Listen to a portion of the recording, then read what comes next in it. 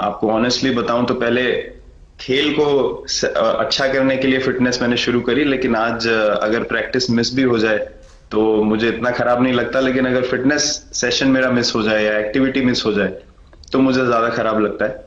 आपको ये जो नया मंत्र जगा तो दिल्ली के छोले भटूरे को ही बहुत दुखता हुआ होगा।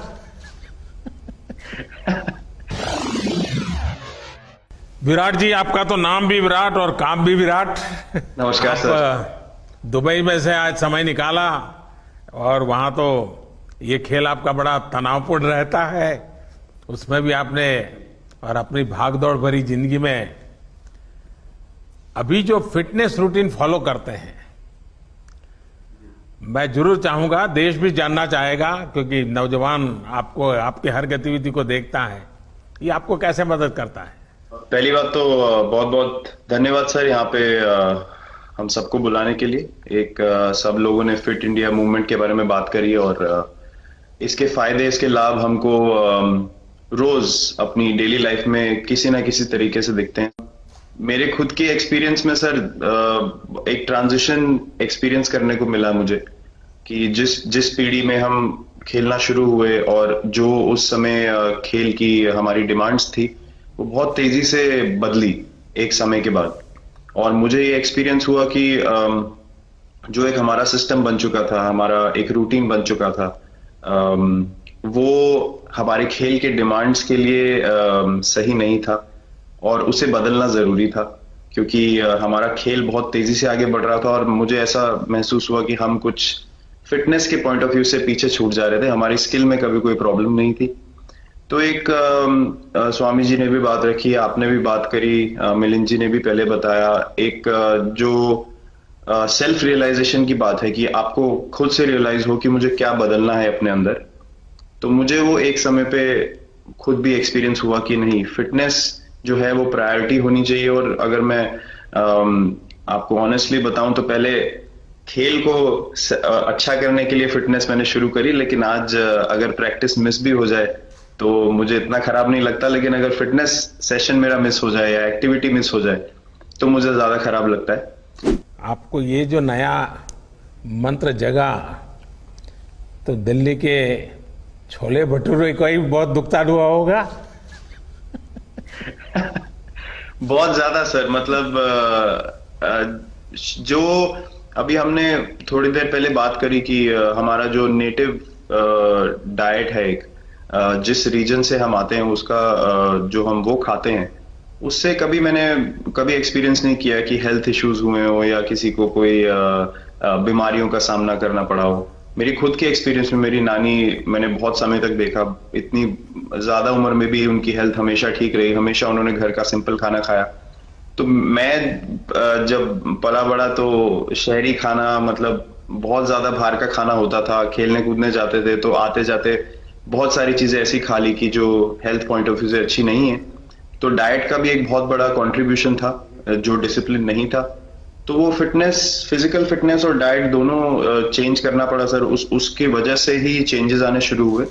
और मैं इस चीज से इसलिए रिलेट कर पाता हूँ क्योंकि जैसे हमारे खेल में चेंजेस आए, आज की लाइफ की भी डिमांड्स बहुत ज्यादा हो गई हैं, बहुत हेक्टिक हो गई है लाइफ।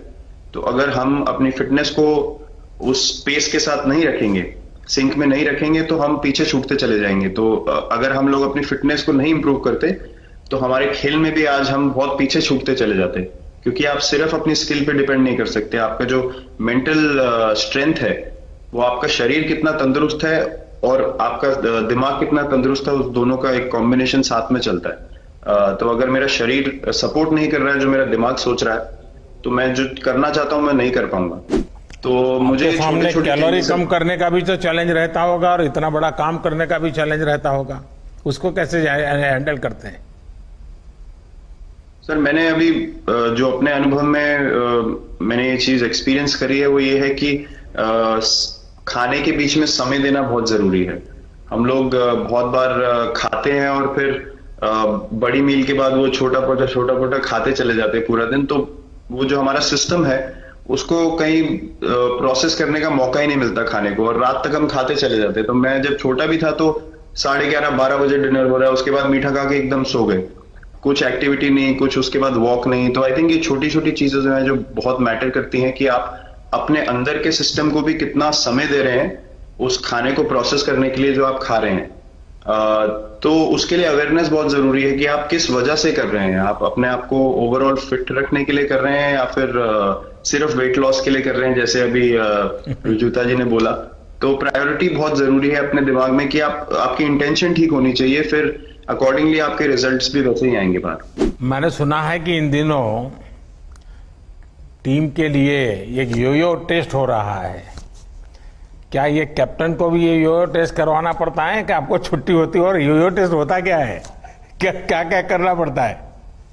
सर टेस्ट ये बहुत जरूरी था फिटनेस पॉइंट ऑफ व्यू से। अगर आप ग्लोबल फिटनेस लेवल्स की बात करें तो बाकी टीमों से हमारा लेवल अभी भी कम है, और हम चाहते हैं कि वो लेवल हम ऊपर लेके जाएं। जो एक बेसिक रिक्वायरमेंट है, जैसे T20 मैच हो गया या वनडे मैच हो गया, वो एक दिन में खत्म हो जाता है। लेकिन अगर हम टेस्ट मैच की बात करें जो 5 दिन आपको खेलना है, हर शाम को आपको वापस जाना है, अगले दिन फ्रेश आना है, तो उस पॉइंट ऑफ व्यू से ये फिटनेस जो स्टैंडर्ड था वो बहुत जरूरी था। और मैं सबसे पहले मैं ही जाके भागता हूं, और ये कंडीशन है कि अगर मैं भी फेल हो जाऊंगा तो सिलेक्शन के लिए मैं भी अवेलेबल नहीं हूं।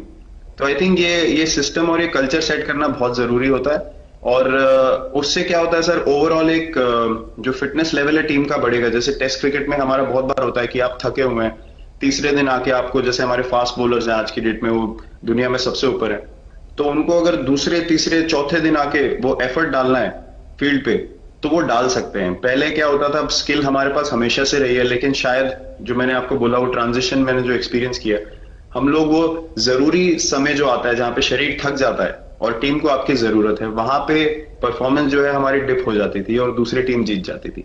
आज की डेट में हमारी फिटनेस की वजह से हम वो जरूरी समय में उस चीज को कैपिटलाइज कर पा रहे हैं और हमारे रिजल्ट्स उसी तरीके से आ रहे हैं। तो एक sir benchmark I think elite sports में होना जरूरी है, उससे एक फिटनेस विराट जी, मैं देख रहा हूं कि आपका टाइम मैनेजमेंट तो है ही है, लेकिन फिर भी आपकी एक्टिविटी इतनी नजर आती है ना, मैं भी कभी कभी फॉलो करता हूं। कभी थकान नहीं लगती क्या आपको? सर थकान अगर मैं ऑनेस्टली आपको बोलूं, थकान हर किसी को होती है। अगर आप फिजिकल एफर्ट करेंगे तो थकान होगी, लेकिन अगर आपका लाइफस्टाइल अच्छा है, अगर आप खा अच्छा रहे हैं, अगर आप फिटनेस रेगुलरली कर रहे हैं, आपकी रिकवरी अच्छी है, तो आपकी स्लीप अच्छी है, स्लीप पैटर्न्स अच्छे हैं, तो आपकी रिकवरी तेज होगी। तो अगर मैं थक रहा हूं और 1 मिनट में मैं दोबारा रेडी हो जा रहा हूं तो वो मेरा प्लस पॉइंट है। तो आई थिंक वो मैंने एक चीज एक्सपीरियंस करी जो बहुत जरूरी हो जाती है। आपका ओवरऑल लाइफस्टाइल कैसा है उसके ऊपर बहुत डिपेंड करता है। विराट जी, बहुत अच्छा लगा मुझे, और मैं आपको, अनुष्का जी को और आपके दोनों के परिवार को निकट भविष्य की शुभ घड़ी के लिए बहुत बहुत शुभकामनाएं देता हूं। धन्यवाद sir, thank you so much.